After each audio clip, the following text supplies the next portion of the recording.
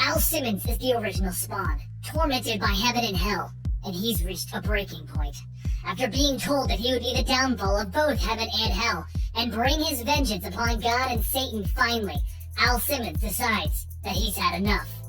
He traverses the world of discarded souls, and he finds a spot that he truly agrees with. And then using all of his remaining Hellspawn power, he uses it on himself, blowing his own head off, effectively killing a Spawn. Seconds later, the hospital patient Jim Downing awoke in a hospital, and he went on to become the newest Spawn. But he isn't Al Simmons. So after many adventures, Jim Downing was faced with the decision to stop the villain, the Costume, by sacrificing himself, leaving heaven and hell once again without their greatest champion. But with Al Simmons being more than a man, where did he go? A dog finds him strapped to a giant cross. A self-imposed punishment. The dog recognizes it as a crucifixion, and he asks Al Simmons, "Do you recognize me? Leave me alone. I don't care who you are." "Liar. You care. You just don't want to admit it.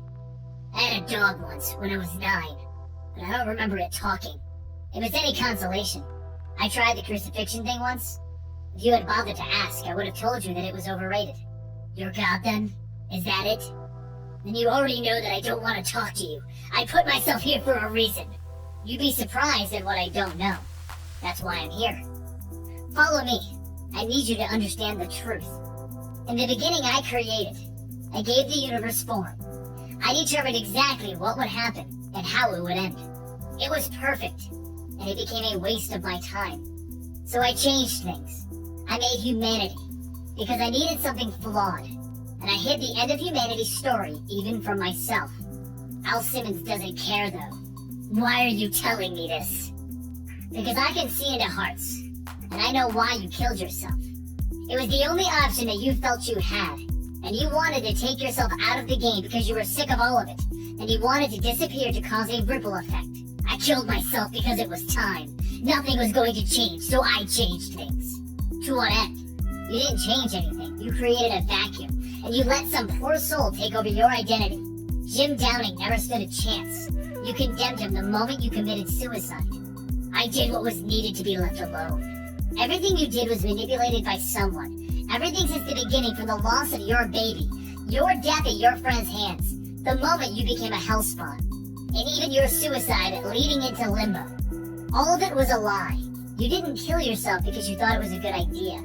You killed yourself because someone manipulated you into it. Finally, Al Simmons is listening to this. This is bull. Keep telling yourself that lie. You never understood how deep hell runs, and that at all times they control their soldiers. You are no exception. They needed you gone. It's not the first time that they sought control of Earth. When they found that I'd chosen to not interfere anymore, they sent their kind to Earth, demons and rogue angels. So I purged it with a flood. But some survived, and they've haunted Earth ever since.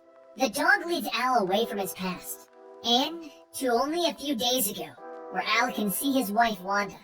"I don't remember this," Al says, shocked as he sees her in a car in the middle of a riot. That's because this happened a few days ago, as she was driving to a charity event in a hospital. Then Al is forced to watch, as his wife is scared and alone, as a riot breaks through the police barricade, as the gang members break open the windshield to her car. He is forced to watch as they throw a Molotov cocktail through that very windshield, and then her car explodes into flames. And he watches as his wife burns alive because she's stuck due to the seatbelt, and she perishes, begging for her life, calling to God for help. Furious, Al lets the suit take over, and he once again becomes Spawn. "She was calling for you, and you did nothing, you sick..." Fire and chains explode out of him as his power begins to return. I didn't answer her. I didn't help her. But neither did you. We were both absent that day, exactly how they wanted it, the way that they planned it. You have two choices. You can lament about what's already been done, or you can do something to fix it. She's dead, and I'm sorry about that. "You piece of...